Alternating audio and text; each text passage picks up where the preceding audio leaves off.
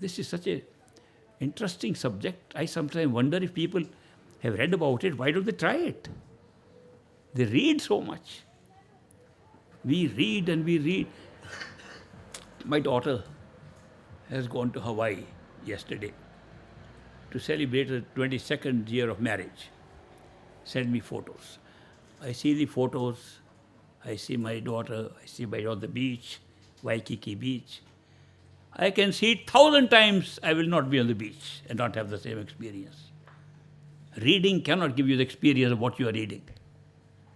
Images cannot show you what they are. It's a very poor representation than going there. We are reading about consciousness, reading about other experiences, reading more and more about those experiences. We don't reach there by reading. If I want to go to Hawaii and keep on reading, see all the time schedules of all the airlines, and study all the books on where they are, study all the hotels and amenities available, I'm not there. But that's what we are doing with spirituality. Just going on reading more, and the intellectual absorption of some concepts, and concepts generated by us about those books are all we are getting. We are not getting any experiences at all. And concepts can be very different. When I give a talk to, say, 10 people, and ask them, please write down one sentence of what I talked, all 10 are different. Same talk. Why should be the 10 answers?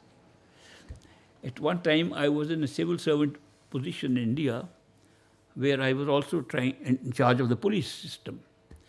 And we instructed the police officers and the intelligence officers, never send your reports verbally, always in writing. What was the reason? We did an exercise. 20 well-trained senior police officials sat together.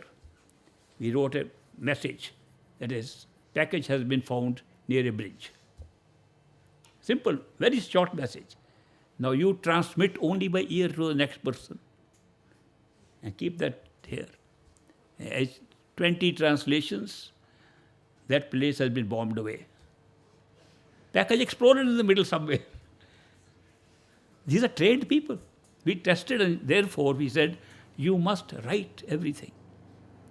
We also, you don't mind if I crack a little joke with you? Some of you have heard some. This is during my training, I'm telling you what happened.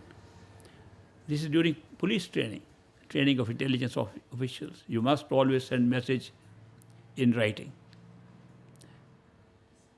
Once, a madman got hold of a washerwoman who was washing her clothes there on the river, raped her, and ran away. People were asked to write the shortest way to describe this incident. Some said, madman ran, came here, do this, many words. The instructor said this can be sent in a very simple way.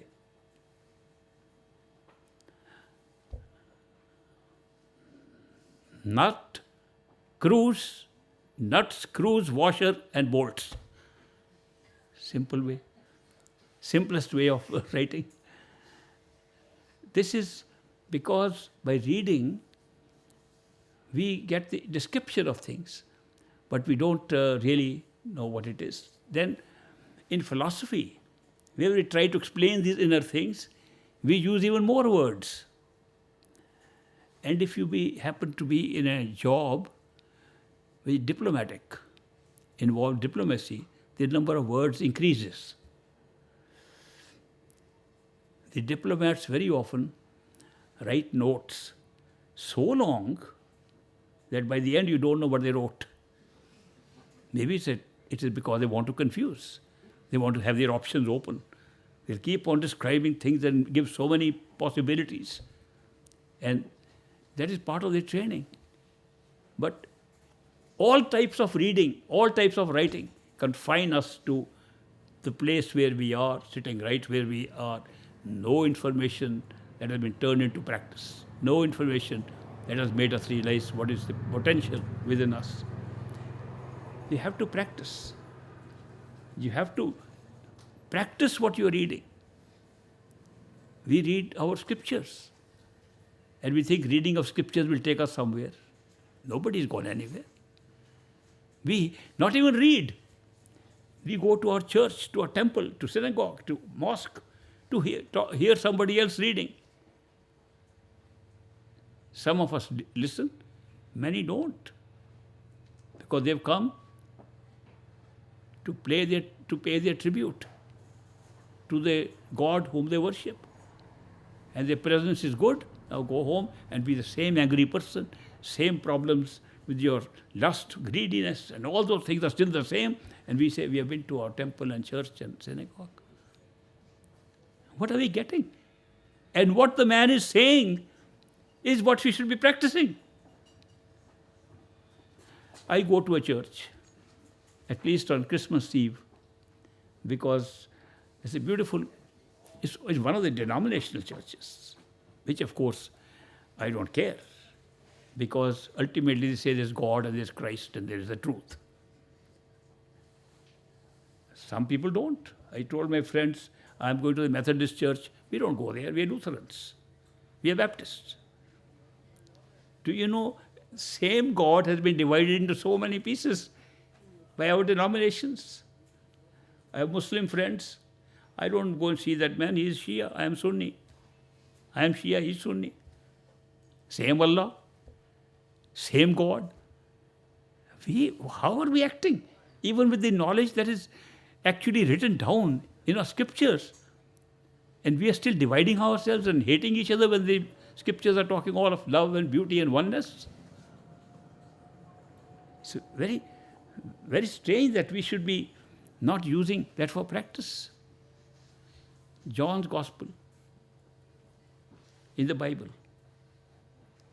gives a clear definition of God. People have said, has God been properly described? I said, yes, in the Bible, in John's Gospel. Opening verses. The opening verses say, in the beginning was the Word. Word. W-O-R-D, Word. And the Word was God. And all things were done. First he says, the beginning was the Word, and the Word was with God, and the Word was God.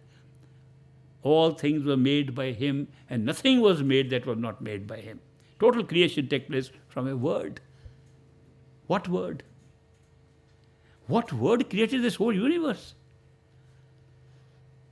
I looked up a dictionary, big dictionary. I said, the bigger it is, the better definition. Word with W capital. Word means the Bible, the book. How can a book create the whole universe? How can anything recorded so recently, about 2,000 years ago, be the creation of something that existed for billions of years? Yet, we are satisfied with that. We are so much trapped in external vision, external absorption of information, and not even practicing on what it is saying. If we want to understand the same Bible saying that this body is the kingdom of a living God, we should follow that. All scriptures I've studied, and I happened to got interested when I went to the university, Harvard University. I studied 11 religions to see there will be some common things like how to go within, about the love intuition coming from different sources. I was searching all 11 scriptures, religion, histories of their origin, 11 major religions of the world. I found only one thing common in all 11 of them. Common thing was, we are the only true ones, all others are false. Only common thing I could find. None of them were talking of the real thing. And they all incorporating the real thing. And yet, spirituality, from where it was started, became religion by these means, by division. Spirituality unites, religion had divided. It's very unfortunate that this should have been so. But if you practice what they say, go within yourself. And what's the meaning of going within? Exactly as I'm saying, going within your own self, not outside somewhere. This is the real temple, this body. This is the real church, the real synagogue, the real mosque in which you can find the truth. And you will find the truth according to your scriptures if you go within. We don't practice it.